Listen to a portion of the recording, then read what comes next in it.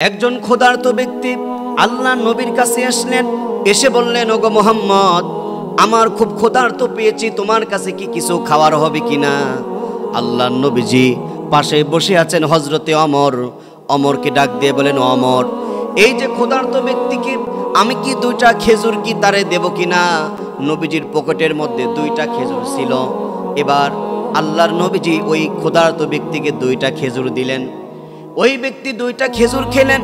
খাওয়ার পরে আল্লাহর নবীজি, বিশ্ব নবীজি আমার হযরতে অমরকে ডাক দিয়ে বললেন, হযরতে অমর নবীকে ডাক দিয়ে বলেন, ওগো নবীজি, আপনার কাছে ওই ক্ষুধার্ত ব্যক্তি চেয়েছে, ওই ব্যক্তিকে আপনি খেজুর দিবেন কি দিবেন না এটা আপনার ব্যাপার।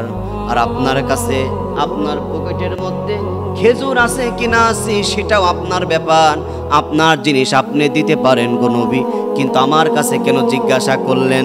হযরতে অমরকে আল্লাহর নবীজি ডাক দিয়ে বলেন, অমর শোনো, এই যে আমি তোমাকে জিজ্ঞাসা করলাম যে অমর আমি কি তাকে দেব কিনা, তুমি উৎসাহ দিলাও, ঠিক আছে ইয়া রাসূলুল্লাহ, আপনি ওই ক্ষুধার্ত ব্যক্তিকে আপনি দান করেন, আপনি দেন। আল্লাহর নবীজি ডাক দিয়ে বলেন, অমর শোনো, এই যে তুমি উৎসাহ দিয়েছ, আল্লাহর শপথ করে আল্লাহর কসম করে বলছি, আমি দান করার পরে যেই সওয়াব পেয়েছি, আমি ওই ক্ষুধার্ত ব্যক্তিকে দুইটা খেজুর দিয়ে যেই পরিমাণ সওয়াব আমি পেয়েছি, আল্লাহর কসম তুমি যে উৎসাহ দিয়েছো, তোমাকেও আমার সম পরিমাণ সওয়াব আমার আল্লাহ তাআলা দিয়েছে।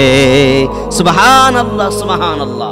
এজন্য আল্লাহ তাআলার নবীজি বলে, দান করার পরে নিজে দান করতে হবে, নিজে আপনার অসহায় মানুষের পাশে দাঁড়াতে হবে, আর অসহায় মানুষদের পিছে দাঁড়াতে উৎসাহ করতে হবে।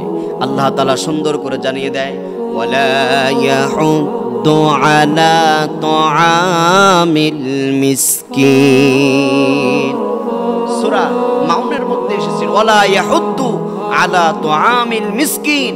তোমরা নিজেরা দান করো, তোমরা নিজেরা সমাজের কাজ করো, তোমরা নিজেরা ইসলামের জন্য ব্যয় করো, আর মানুষদেরকে উৎসাহ দাও, মানুষকে দান করার জন্য উৎসাহ দাও, মানুষদেরকে অসহায় মানুষের পাশে দাঁড়াতে, মানুষের পিছে ব্যয় করতে উৎসাহ দাও।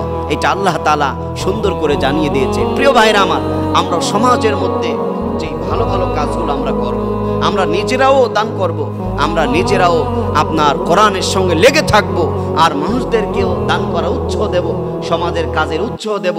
অসহায় মানুষের পাশে আপনি দাঁড়াচ্ছেন, আপনি আর একজনকে উৎসাহ দেন, আপনার রিলেটিভ, আপনার বন্ধু, আপনার পাশের, আপনার আত্মীয়তার সম্পর্ক, অথচ তার অনেক টাকা আছে, অনেক সম্পদ আছে, কিন্তু আল্লাহর দিকে ব্যয় করে না, কোরআনের দিকে ব্যয় করে না। আপনি সামর্থ্য অনুসারে আপনি দেন, আর ওই ব্যক্তিকেও আপনি উৎসাহ দেন, ওই ব্যক্তিকেও দান করার উৎসাহ দেন। এই জন্য নবী সাল্লাল্লাহু আলাইহি সাল্লাম বললেন যে, অমর শোনো, তুমি যা দান করেছো আর আমি যা দান করেছি, তুমি দান না করে তুমি যে উৎসাহ দিয়েছো, আল্লাহর কসম আমি নবীজি দান করার পরে যেই পরিমাণ সওয়াব পেয়েছি, ঠিক হুবহু তোমাকেও এমনটাই সওয়াব আরো দিবেন। কিন্তু যেই ব্যক্তি উৎসাহ দিবেন, ওই ব্যক্তিকে সওয়াব দিবেন। আপনি যে দান করলেন, আপনিও এক ইঞ্চিও কম পাবেন না, দুইজনের সওয়াবই আল্লাহ তাআলা সমপরিমাণ বৃদ্ধি করে দিবেন, বেশি করে দিবেন। এজন্য প্রিয় ভাইরা আমার, আমরা সমাজের মধ্যে আল্লাহর দ্বীনের কাজগুলো, ভালো কাজগুলো করার জন্য আমরা গ্রামের অসহায় মানুষদের পাশে দাঁড়ানোর সময় আমরা যাদের অর্থ আছে, যাদের সম্পদ আছে, আমাদের কাছের মানুষদেরকে আমরা উৎসাহ করব। আল্লাহ তাআলা যেন আমাদের সমাজটা যেন একজন পারস্পরিক ভালোবাসার মাধ্যমে এই সমাজে চলার তৌফিক আল্লাহ তাআলা দান করুন।